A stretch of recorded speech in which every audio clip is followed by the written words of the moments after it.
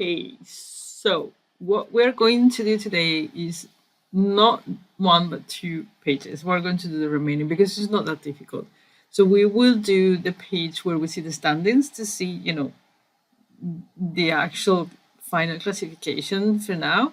And then we will create the matches so we can see when they're playing in case we want to follow them. So, new page, standings. And we have our standings table. Remember that we have now the new slicer table, and we need to get the team from there if we want our homepage to work.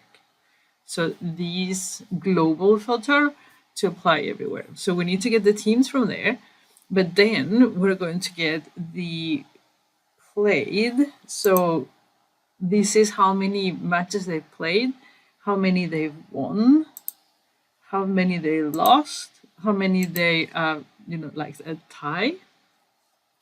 And then we have, we can put the goals diff if we want to, and then we can put the number of points. So we see how far away they are from each other and filter by that thing. The other way around. And we can see my lovely Oviedo down there. Okay.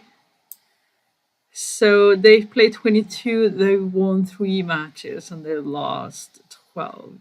7 draw. Right, okay, poor things. The actual formatting we will take care about on, I guess, the final video where we do the formatting and the page navigation and all that stuff. So next one is the matches. And for the matches, we won't have, this is for us to be able to go and say, okay, who's playing today or when is my team playing if I use the global filter. So for the matches, we want to have the team A logo needs to be an image URL. Same with the team home logo. So we're going to put the home team first, the logo. Then I'm going to put the match. It needs to come from the slicers, otherwise your global filter will not work. Then I'm going to put the team A logo, and then I am going to put the date, the time, at what time they play. If you want, you can actually put the date. Actually made my time, and that's what I did not want. Let's go back and change it. Time, I want it to be text. I explicitly said that I don't want time. Well, I did not, but when you are doing detecting types, it is what it is. So date, time, right. So now I want to have a calendar here so we can actually see who is playing, when it's Saturday, when it's Sunday, and all that stuff. So we need to go to shop and get some custom visual because Power BI does not have a calendar by default. You can always do stuff, but this is just for fun. Let's not complicate things. Calendar. And the calendar that I used, it was this one. 2 reasons. It is certified. Make sure that your custom visuals are always certified. Another one is simple, right? So obviously I don't want to have any free trial or any stuff, but depending on what you want to do, if what you want out of the custom visual is very simple, pick a simple one. Otherwise, it takes time to learn how a visual works. It does. So click on there, and then it wants a date. Oh, our calendar. I have not created a calendar. We need a calendar, folks. So let's do that. So I have in here on, let me go back, on CodeBuy. I've moved all my stuff from GitHub to CodeBuy's open source GitHub repository. I have my Power Query stuff here, my Power BI, and I have a calendar. So you can actually come here and borrow these. it will generate a calendar. I'm going to use something similar. This is so you can see actually what I am working with, but it's not going to be exactly the same. So we're going to transform data, and then new source, blank query, and then you copy the code. This is European with ISO dates and things like that. So it's very difficult to create a calendar that works for everyone. You know, the code would be like gigantic. So that's why I'm going to share that, you know, the basics of a calendar, and then you can just transform it as you like. Right, so this is our calendar. And here are a few things. So I've hard-coded on the one that I keep for myself. I hard-coded the dates, and then I've changed those dates. So now it says from 2021, starting 2021, counts the days until now, and then the duration. We don't really want this because we have here on the matches when La Liga starts and when it ends. So when it starts is the mean date, when it ends is the max date. Because you might want to be able to follow different leagues using these, it is actually quite cool to not hard code the dates and instead get them from the matches table. So what we're going to do, we're going to go to the calendar advanced editor, and here I'm going to get max date, and it's going to be list max matches. What's it called? Dates? I don't remember. Let me check. So done. Matches, yeah. So if I go here to max date, oh,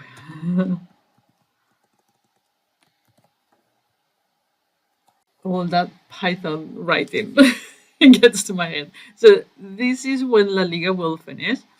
We want one when La Liga was started. So it's basically going to be the same as these. Probably it's faster too. Mean date, list mean, matches, and then date, and another like that.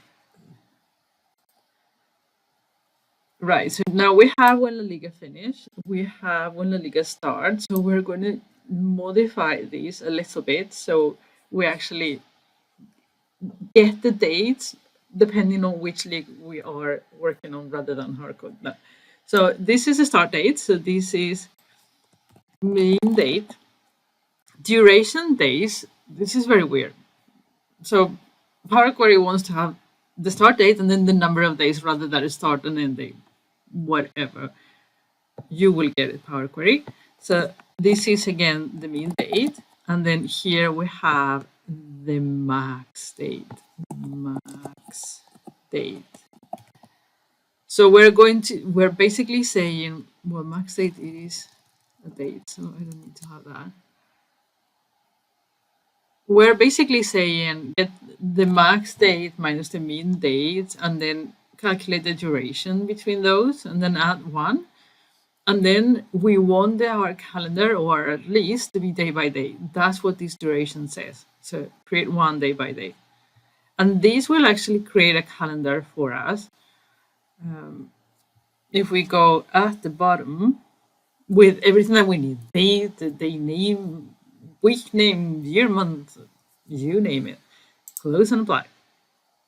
Right, so we have our calendar there, and the calendar will have to go together with matches. So we have date and date, date and date, and then I'm going to do these.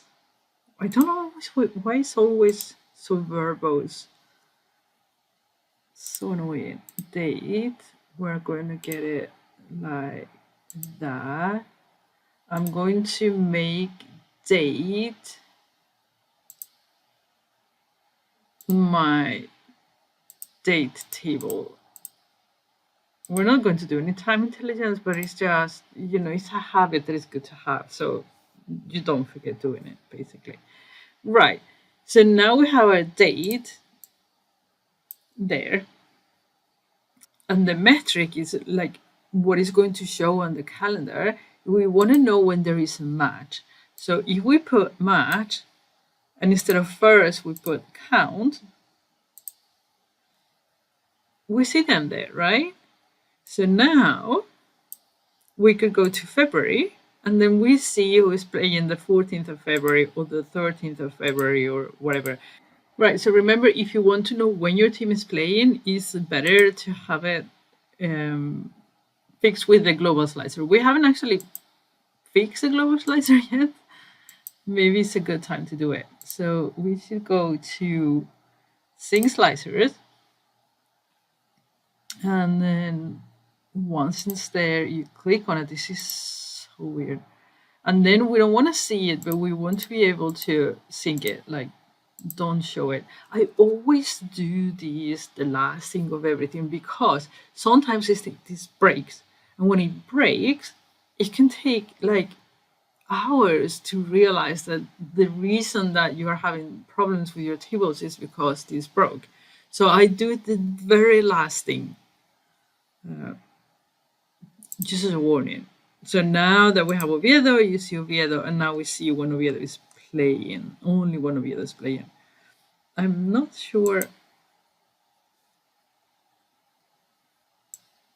if I put...